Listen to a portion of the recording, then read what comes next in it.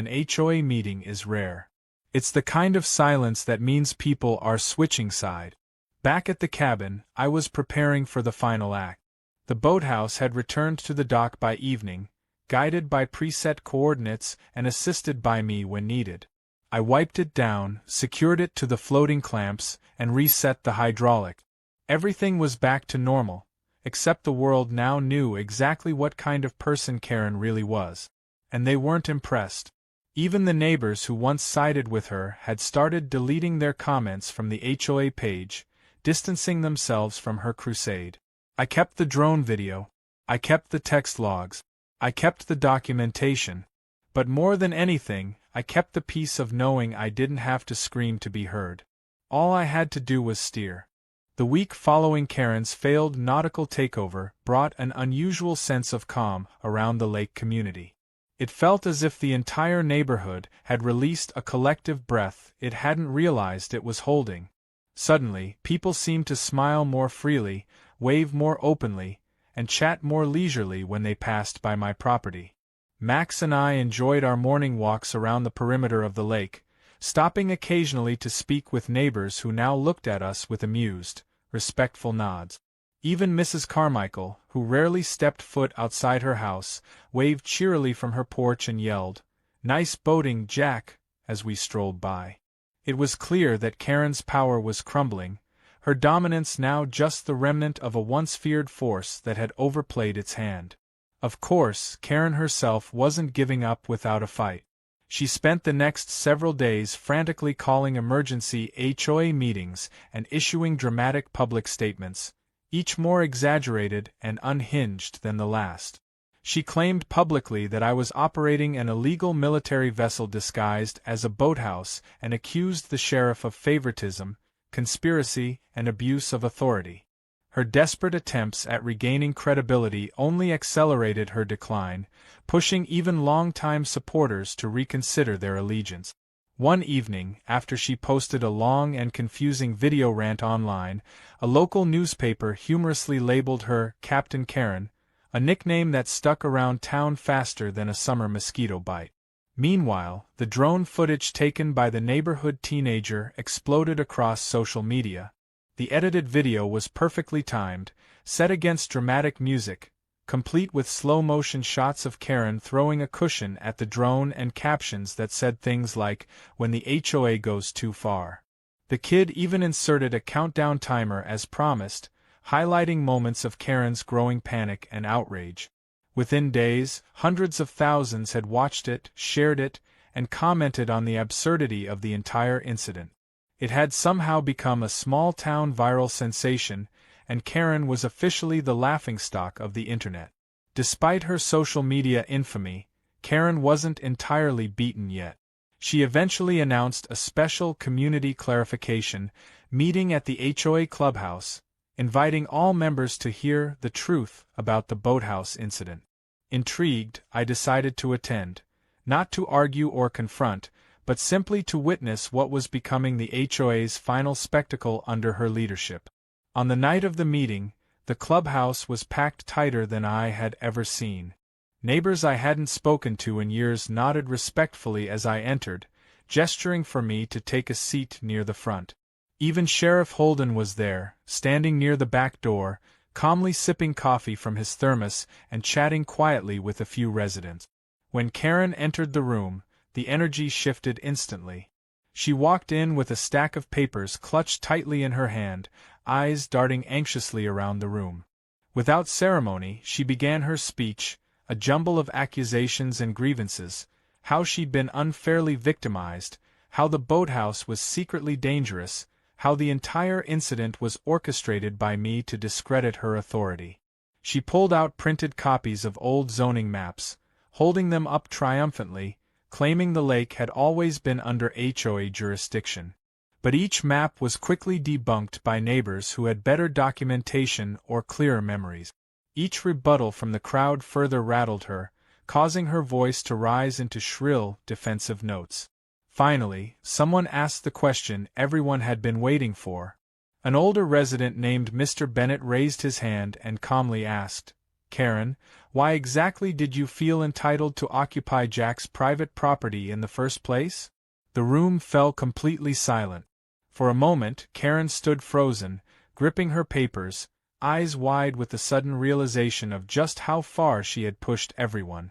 Finally, she stammered something about community resources and public betterment, but it sounded hollow even to her own ears. Heads shook quietly around the room. It was a crushing defeat, not delivered by force or argument, but by simple common sense and decency. Seeing the meeting unraveling around her, Karen resorted to her final, most desperate play. She turned and dramatically pointed her finger directly at me, exclaiming, "Jack endangered my life. He deliberately stranded me. That's attempted assault." Sheriff Holden stepped forward slowly, placing his coffee thermos gently on the table in front of him. His voice, calm yet firm, echoed clearly across the room. "Karen, as amusing as this has all been, Jack's Boathouse is legally registered as a vessel under maritime law. It was never your property, and technically, you were trespassing. No charges will be filed. Let's leave it at that." Karen opened her mouth to protest, but nothing came out. The room murmured in agreement with Holden, sealing her fate. The HOA board, sensing the collective mood, stood up one by one and officially apologized for their role in allowing Karen's behavior to escalate unchecked. They pledged reforms, transparency, and a thorough review of property guidelines. One board member, a woman named Carol who lived near my cabin, stood and said, "This should never have happened, Jack. We let this nonsense go too far. You have our sincere apologies." The crowd applauded gently, affirming the sentiment. Karen quietly gathered her things, her power dissolved, her reputation now beyond salvage. As the room emptied, neighbors came up to shake my hand or pat me warmly on the shoulder, exchanging jokes about the absurdity of the past few weeks. I felt no malice or triumph, only relief that common sense and fairness had ultimately won out. Holden waited for the room to clear before approaching me, grinning slightly as he shook my hand. "Well played," he said softly. "But maybe next time you get the urge to build a floating fortress, keep it simpler?" We laughed quietly, and he added, "I'm guessing this chapter is closed for good." I nodded. "Let's hope so." When I returned home that evening, the lake was perfectly serene beneath the glow of a half-moon. Max trotted along happily beside me as we walked the length of the dock to the boathouse, gently rocking against the water. I opened the door and stepped inside, breathing in deeply the scent of aged pine, lake water, and history. Every plank and screw of this structure had been placed with intention and pride. What had briefly become a symbol of Karen's entitlement was now once again what it always had been, my refuge, my quiet creation, my anchor. I sat quietly on the bench, watching reflections of moonlight dance across the gentle ripples of the water. Max curled at my feet. By the weekend, the lake community seemed to have found its natural rhythm again. It was as if the entire neighborhood had undergone some strange exorcism, shedding the lingering shadow of tension and suspicion that had hovered over us for months. People were out on their docks, boats gliding lazily across the calm water, children laughing as they splashed at the shore's edge. Even the air seemed lighter, carrying a sense of freedom and peace. I watched it all unfold from my porch, sipping coffee and enjoying a cool morning breeze, feeling a sense of quiet satisfaction settle comfortably in my chest. Max sat next to me, his golden fur gleaming warmly in the sunlight, eyes half closed with blissful contentment. Word had spread quickly through town, amplified by the teenager's now famous drone footage. People were fascinated by the humorous yet fair resolution to Karen's outrageous antics, and they eagerly shared stories and jokes about the incident. In just a few days, Karen's fall from grace had transformed from a shocking scandal to local folklore, something that residents would recount with amused disbelief for years to come. She had quickly become an infamous cautionary tale, a reminder of how unchecked entitlement and arrogance could spectacularly backfire. Karen herself had been conspicuously absent since the fateful HOA meeting. Her car was occasionally spotted at odd hours around town, parked hurriedly in front of the grocery store or speeding through the back streets as if trying to avoid attention. Rumors circulated that she was preparing to sell her house, finally admitting defeat after realizing her power play had permanently tarnished her reputation. But for now, she remained quiet, hidden behind closed doors, humbled by the overwhelming community rejection she had faced. As Saturday approached, I decided it was time to reclaim the boathouse fully and celebrate the return of our peaceful life. Early that morning, I spent hours cleaning, organizing, and making small repairs to the interior, removing any lingering traces of Karen's unwelcome occupation. Her cheap wine cartons, abandoned flip-flops, and various trinkets found their way neatly into a cardboard box labeled Lost and Found, set gently by the roadside for her or whoever wanted them. The boathouse once again became what it was always meant to be, a place of quiet enjoyment, friendly gatherings, and simple pleasures. By noon, everything was set. I fired up the grill, prepared coolers full of cold drinks, and invited neighbors from all corners of the lake. As afternoon turned to evening, friends and neighbors began arriving, some by boat, others walking along the lakeside trail. The boathouse filled with laughter and good-natured teasing as people exchanged stories and shared drinks.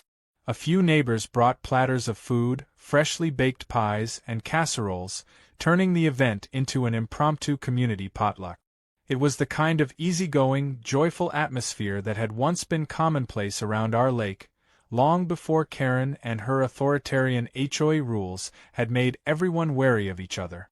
Sheriff Holden showed up in casual clothes, bearing a plate of smoked ribs and a broad grin.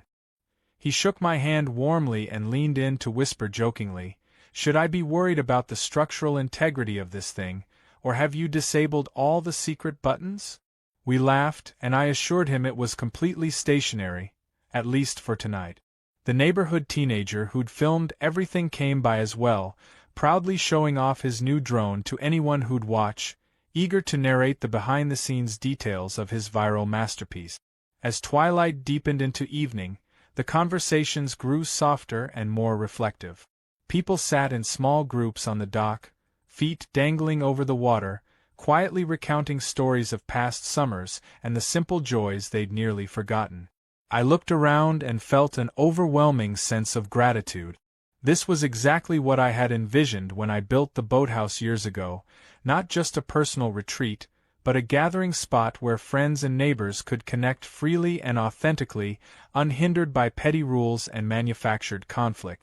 Just as darkness fully descended, headlights appeared down the lake road. Conversation momentarily stopped as everyone turned curiously toward the approaching vehicle. It was Karen's SUV, slowly pulling to a stop at the edge of my property. The air felt thick with anticipation as the driver's door opened, and Karen stepped out. She walked hesitantly toward the dock, holding something in her hands, a small envelope. Silence hung over the crowd like a gentle fog as she reached me, her eyes downcast. "Jack," she began softly, almost humbly, I owe you an apology. I went too far. This is yours." She handed me the envelope, which I accepted quietly. Inside were official HOA withdrawal papers, neatly signed and dated. I nodded slowly, acknowledging her gesture. Around us, the gathered neighbors waited quietly, watching this unexpected turn of events unfold. Karen took a deep breath and continued, her voice subdued, almost fragile. "I realize now that I let pride cloud my judgment. I should never have interfered with your property, your life. I lost sight of what community really means, and I deeply regret my behavior." Her eyes briefly met mine, revealing genuine remorse. "I won't ask you to forgive me, but I wanted you to know I understand my mistake." The boathouse remained utterly quiet, save for the gentle ripple of water against the floating pontoons.